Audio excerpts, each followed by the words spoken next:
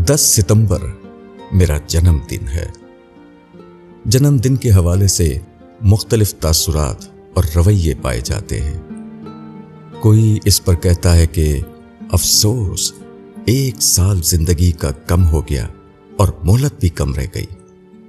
कोई कहता है कि अफसोस मौत के 1 साल और करीब हो गए और वो नजदीक आ गई।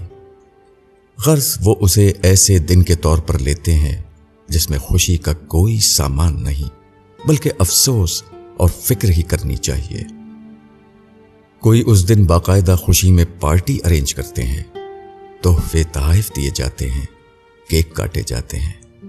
गोया यूं महसूस होता है जैसे कोई बहुत बड़ा कारनामा उसने सर अंजाम दे दिया है। यानी उनके यहां ये दिन सरासर खुशी वाला है। हमें दोनों रवैयों से कोई इख्तिलाफ नहीं कि फिक्र की जानी है तो की जानी भी चाहिए, क्योंकि हिसाब नजदीक आ रहा है और तैयारी मायूस कुन है। खुशी मनाई जाती है तो मनाई जानी चाहिए, क्योंकि इससे बड़ी खुशी क्या हो सकती है कि अल्लाह ताला ने पूरा 1 साल मोहलत दिए रखी और आइंदा भी मोहलत दे रहा है। हां, बेहतर ये समझते हैं कि फिक्र होनी चाहिए, क्योंकि बहरहाल वो वक्त मजीद 1 साल करीब हो गया जिसके बारे में फरमाने इलाही ये है। तर्जुमा, उस दिन तुमसे हर नेमत के बारे में जरूर बिल जरूर पूछा जाएगा। सूरह तकासुर।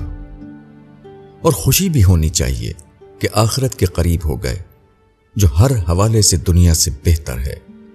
मैं नहीं कहता, कहने वाला कहता है।